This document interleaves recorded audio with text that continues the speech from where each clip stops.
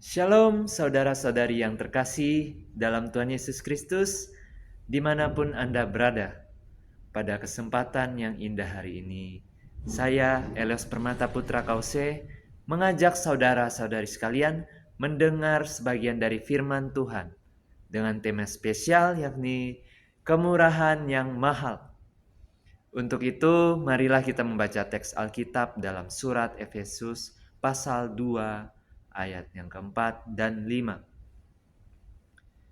Saya bacakan, tetapi Allah yang kaya dengan rahmat, oleh karena kasih-Nya yang besar yang dilimpahkannya kepada kita, telah menghidupkan kita bersama-sama dengan Kristus.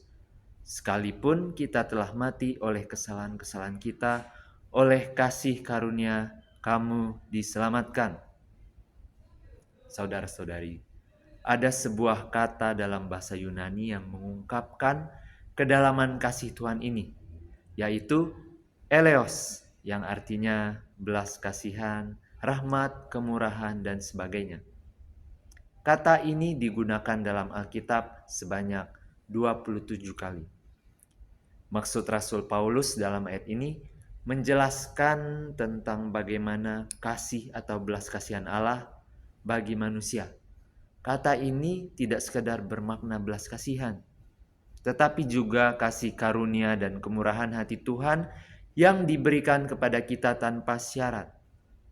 Bayangkan, kemurahan hati yang tidak bergantung pada siapa kita, apa yang telah kita lakukan, atau apa yang bisa kita berikan.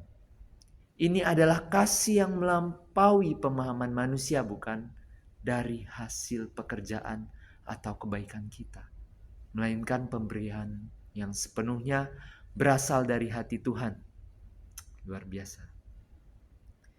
Namun jika kita jujur, berapa sering kita berhenti sejenak untuk benar-benar merenungkan arti kasih karunia ini? Kata kasih karunia seringkali kita dengar dalam doa, khotbah, atau nyanyian rohani. Tetapi sudahkah kita menyadari betapa dalamnya makna ini? Kasih karunia bukan hanya sekedar kata indah atau konsep teologis, melainkan sebuah kebenaran yang memiliki dampak kekal dalam kehidupan kita. Kasih karunia Tuhan adalah anugerah yang diberikan kepada kita meskipun kita sama sekali tidak layak menerimanya. Mari kita buka hati dan pikiran kita untuk melihat apa yang Allah sampaikan dalam Efesus pasal 2 ayat yang kelima. Dalam ayat ini Paulus menyatakan dengan jelas, ketika kita masih mati karena pelanggaran-pelanggaran kita, Tuhan menghidupkan kita bersama dengan Kristus. Kata mati di sini berbicara tentang kondisi rohani kita sebelum diselamatkan, kondisi di mana kita tidak mampu, tidak sadar, dan tidak memiliki kekuatan untuk mencari Tuhan. Dalam keadaan seperti ini, Tuhan datang dengan eleosnya.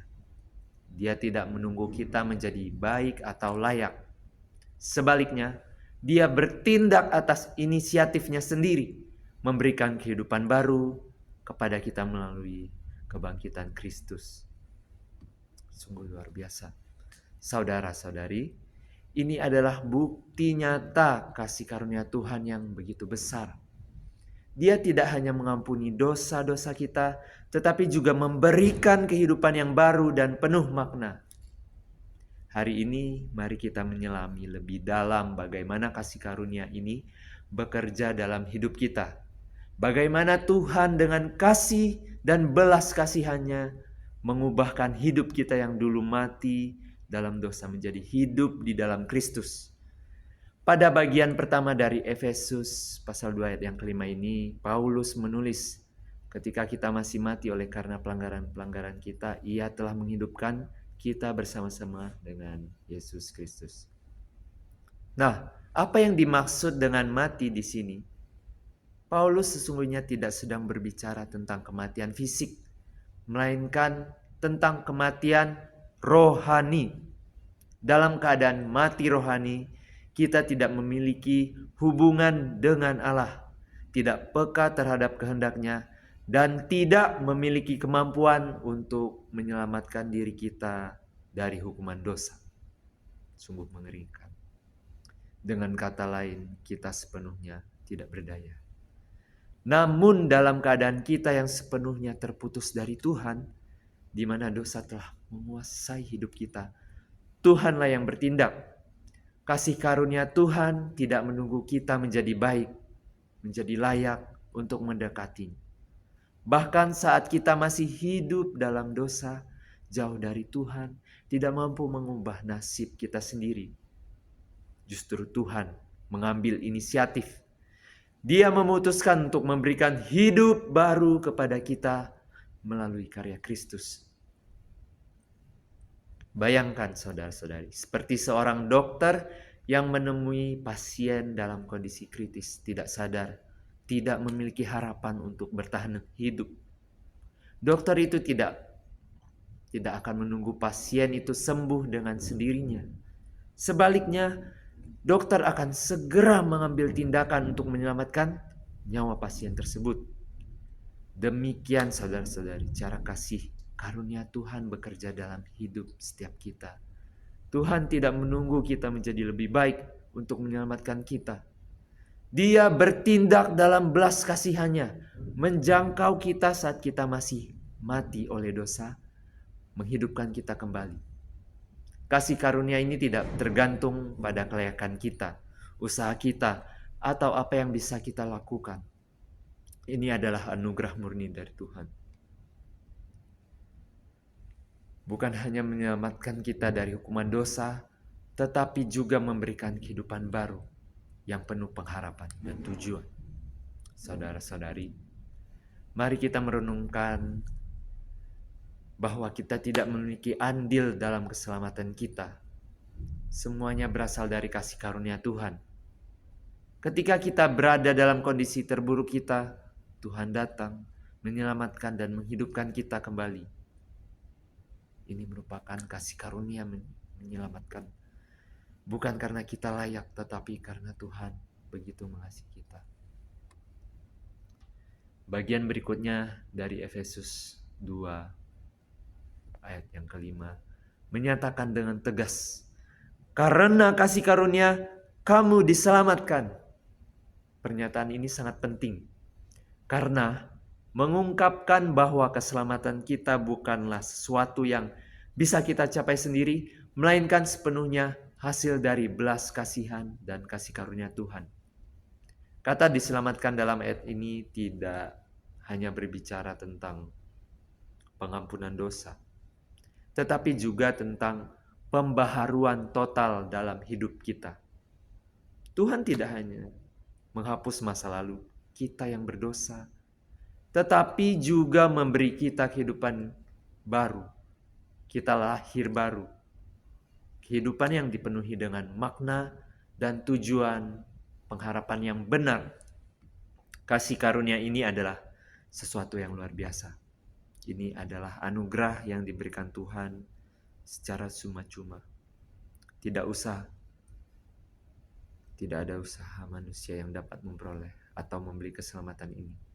Tidak peduli seberapa baiknya kita mencoba, seberapa besar perbuatan baik yang kita lakukan, atau seberapa keras usaha kita, kasih karunia Tuhan tidak pernah tergantung pada apa yang kita lakukan.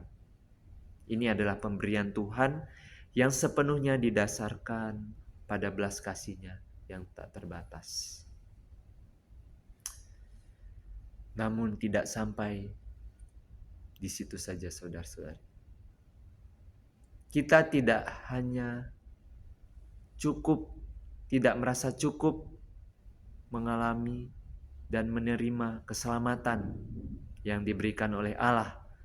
Tetapi harus ada respon dari hati kita menerima keselamatan. Kita mengerjakannya dengan penuh rasa percaya, dengan ketaatan hati kita. Kita mematikan kedagingan dosa kita. Tidak ada gunanya belas kasihan tanpa tindakan respon hati kita untuk melakukannya. Hal ini membawa kita kepada inti dari kasih karunia Tuhan. Kita dihidupkan kembali, bukan sekedar untuk menghindari kebinasaan.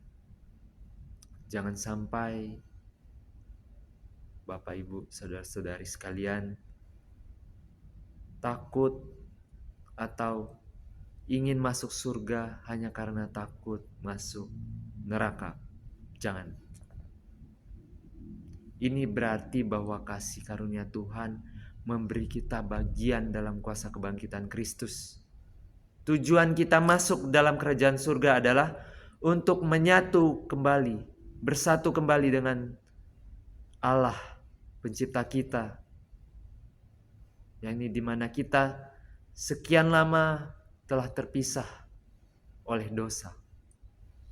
Kebangkitannya tidak hanya menjadi simbol kemenangan atas maut, tetapi juga menjadi undangan bagi kita untuk hidup dalam kuasa-Nya setiap hari.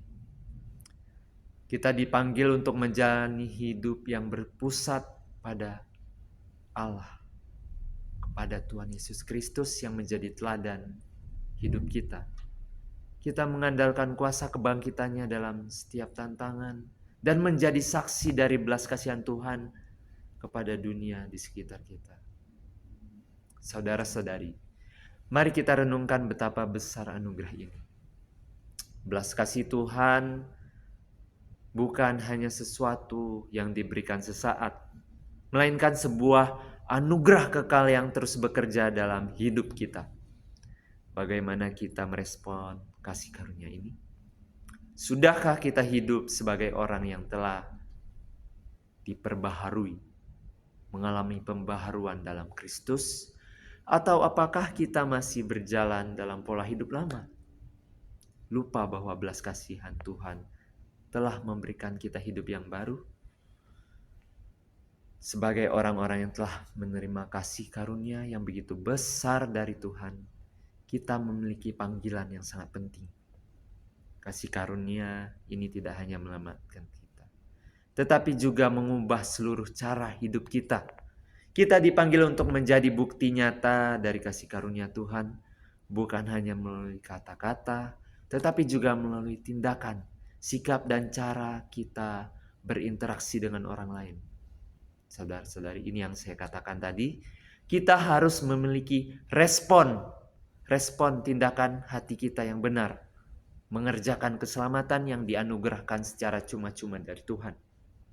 Hidup dalam Kristus berarti kita mencerminkan karakternya kepada dunia. Bagaimana kita yang telah dilahirkan baru, mengalami pembaharuan, kita dapat hidup dalam Kristus berarti kita mencerminkan karakternya di tengah-tengah dunia. Artinya kita sebagai orang yang telah mengalami pembaharuan hidup. Bagaimana kita dapat menjadi representasi Allah di dunia ini. Salah satu karakter utama Tuhan yang perlu kita teladani adalah belas kasihan dan pengampunannya. Tuhan yang penuh kasih mengampuni kita meskipun kita tidak layak. Dan kita pun dipanggil untuk menunjukkan sikap yang sama kepada orang-orang di sekitar kita, termasuk kepada mereka yang sulit kita kasih atau maafkan. Dengan demikian, hidup kita menjadi saluran berkat, saluran kasih Tuhan sehingga orang lain dapat melihat Kristus melalui kita. Namun, hidup sebagai penerima kasih karunia bukan sekadar tentang mengucap syukur secara pasif. Ucapan syukur kita harus diwujudkan dalam kehidupan yang aktif sebagai saksi kasih Tuhan. Artinya kita dipanggil untuk menjadi saksi hidup dari anugerahnya. Dengan menunjukkan belas kasihan kepada orang lain, membantu mereka yang membutuhkan dan membawa pengharapan kepada dunia yang seringkali diliputi kegelapan. Kasih karunia yang telah menyelamatkan kita juga memiliki kuasa untuk menggerakkan kita. Ini adalah dorongan yang berasal dari dalam diri kita, bukan karena paksaan, tetapi karena kita telah mengalami sendiri. Kita mengalami perjumpaan hubungan pribadi dengan Tuhan. Dengan dorongan ini, kita membawa kasih dan pengampunannya kepada orang-orang yang belum mengenal pribadi Yesus. Hidup kita seharusnya mencerminkan kasih karunia yang telah kita terima. Ketika orang lain melihat hidup kita, mereka seharusnya dapat merasakan bahwa ada sesuatu yang berbeda. Sesuatu yang berbeda, bahwa ada terang kasih dan pengharapan yang hanya bisa kita dapatkan, kita peroleh dari Tuhan. Dengan demikian, setiap pertemuan kita dengan orang lain menjadi kesempatan untuk menyatakan kasih Tuhan, baik melalui perkataan maupun tindakan kita. Luar biasa, bukan saudara-saudari? Untuk itu, hidup sebagai bukti kasih karunia Tuhan bukanlah panggilan yang ringan, tetapi ini adalah respon alami dari hati yang telah disentuh oleh belas kasihan Tuhan. Untuk itu, penting bagi setiap pribadi, khususnya orang yang telah mengaku percaya kepada Kristus, untuk mengalami hubungan perjumpaan pribadi. Tentu bukan sebuah proses yang mudah, butuh harga yang harus dibayar, harga mahal, melalui perjuangan bagaimana kita merajut kesucian, kekudusan kita setiap hari di hadapan Tuhan, melalui doa, hubungan pribadi, membaca firman. Itu merupakan hal mutlak yang harus kita lakukan dengan konsisten setiap harinya. Kemudian, apakah hidup kita hari ini telah mencerminkan kasih karunia itu? Apakah orang-orang di sekitar kita dapat melihat Kristus melalui hidup kita? Mari kita renungkan ini, dan biarlah hidup kita menjadi pujian bagi Tuhan dan berkat bagi sesama. Pertama, mari kita sadari kedalaman kasih karunia Tuhan setiap hari. Kasih karunia Tuhan adalah sesuatu yang sangat luar biasa, tetapi seringkali kita lupa untuk merenungkannya dalam kehidupan kita sehari-hari. Kita perlu menyadari bahwa keselamatan kita tidak pernah bisa dicapai oleh usaha atau prestasi pribadi. Untuk itu, penting bagi setiap pribadi, khususnya orang yang telah mengaku percaya kepada Kristus, untuk mengalami hubungan perjumpaan pribadi. Tentu bukan sebuah proses yang mudah, butuh harga yang harus dibayar, harga mahal, melalui perjuangan bagaimana kita merajut kesucian, kekudusan kita setiap hari di hadapan Tuhan, melalui doa, hubungan pribadi, membaca firman. Itu merupakan hal mutlak yang harus kita lakukan dengan konsisten setiap harinya. Kemudian, apakah hidup kita hari ini telah mencerminkan kasih karunia itu? Apakah orang-orang di sekitar kita dapat melihat Kristus melalui hidup kita? Mari kita renungkan ini, dan biarlah hidup kita menjadi pujian bagi Tuhan dan berkat bagi sesama. Pertama, mari kita sadari kedalaman kasih karunia Tuhan setiap hari. Kasih karunia Tuhan adalah sesuatu yang sangat luar biasa, tetapi seringkali kita lupa untuk merenungkannya dalam kehidupan kita sehari-hari. Kita perlu menyadari bahwa keselamatan kita tidak pernah bisa dicapai oleh usaha atau prestasi pribadi. Rasa syukur yang tulus akan tumbuh dalam hati kita oleh karena pengenalan, perjumpaan yang benar. Setiap hari menjadi kesempatan untuk bersyukur kepada Tuhan, bukan hanya dengan kata-kata, tetapi dengan hidup yang sepenuhnya dipersembahkan untuknya. Kedua, mari kita berusaha hidup dalam kasih karunia ini. Hidup dalam kasih karunia berarti kita membiarkan Tuhan memimpin setiap langkah hidup kita. Ini adalah panggilan hidup dengan kesadaran bahwa kita adalah milik Tuhan dan dipanggil untuk hidup sesuai dengan kehendak-Nya. Hidup dalam kasih karunia juga berarti menghidupi iman kita dengan kerendahan hati. Kita menyadari bahwa semua yang kita miliki ini, termasuk keselamatan, adalah pemberian Tuhan. Sehingga tidak ada ruang untuk kesombongan atau merasa lebih baik dari orang lain. Sebaliknya kita bersandar sepenuhnya pada Tuhan. Memohon bimbingannya dalam setiap keputusan dan tindakan. Oleh karenanya, sekali lagi saya tekankan dalam firman kebenaran hari ini, setiap kita perlu mutlak memiliki hubungan perjumpaan pribadi dengan Allah. Hidup dalam kasih karunia adalah berjalan dengan iman yang terus-menerus, di mana kita belajar untuk semakin mencerminkan karakter Kristus dalam segala aspek kehidupan kita. Terakhir, mari kita membagikan eleos kepada orang lain. Kasih karunia Tuhan tidak pernah dimaksudkan untuk kita simpan sendiri, saudara-saudari. Sebagai penerima eleos atau belas kasihan Tuhan, kita dipanggil untuk menjadi saluran berkat bagi orang lain. Kita dipanggil untuk menunjukkan kasih Tuhan dalam tindakan nyata, memberi pertolongan kepada mereka yang membutuhkan, mengampuni mereka yang telah menyakiti kita, dan membawa pengharapan kepada mereka yang kehilangan arah. Dengan membagikan eleos, kita menjadi saksi hidup dari kasih Tuhan yang telah kita alami. Dunia membutuhkan lebih banyak orang yang hidup dalam kasih dan belas kasihan Tuhan.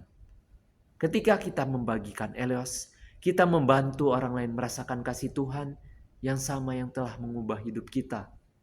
Meskipun Tuhan tidak bisa dilihat secara kasat mata, namun kita sebagai orang percaya, kita yang merepresentasikan kehadiran Allah di tengah-tengah dunia. Amin. Saudara-saudari, 3 hal ini menyadari kedalaman kasih karunia Tuhan, hidup dalam kasih karunia-Nya, dan membagikan eleos kepada orang lain, merupakan panggilan kita sebagai orang percaya. Untuk itu mari kita terus berjuang untuk menjalani hidup yang mencerminkan kasih Tuhan, sehingga setiap orang yang berjumpa dengan kita dapat melihat dan merasakan kehadiran Kristus melalui kehidupan kita sehari-hari. Dengan demikian, perenungan ini membawa kita pada panggilan untuk merespon kasih karunia itu dalam hidup kita sehari-hari. Mari kita hidup dalam kesadaran akan kasih karunia Tuhan. Keselamatan yang kita terima seharusnya menjadi alasan untuk mengucap syukur setiap hari dan mendorong kita untuk menyerahkan hidup sepenuhnya kepadanya. Mari kita menjadi saksi bagi dunia akan kasih Tuhan yang menyelamatkan. Hidup kita harus mencerminkan karakter Tuhan, belas kasihan, pengampunan, dan kasih yang tak terbatas, agar orang lain dapat melihat dan merasakan kasih Tuhan melalui keberadaan kita di tengah-tengah dunia. Mari kita membagikan kasih dan belas kasihan itu kepada mereka yang membutuhkan. Dunia ini penuh dengan orang-orang yang terluka, tersesat, dan haus akan kasih. Sebagai orang-orang yang telah menerima kasih Tuhan, kita dipanggil untuk menjadi saluran kasih-Nya bagi setiap orang di luar sana. Akhirnya, semoga kita semua dapat hidup dalam pengertian yang mendalam akan kasih karunia Tuhan. Pengertian ini tidak hanya ada di dalam pikiran kita, tetapi juga terlihat dalam cara kita hidup, cara kita berbicara, bertindak, dan memperlakukan sesama. Untuk itu, hidup dalam kasih karunia berarti hidup dengan rendah hati, penuh pengharapan, dan terus memuliakan Tuhan dalam segala hal.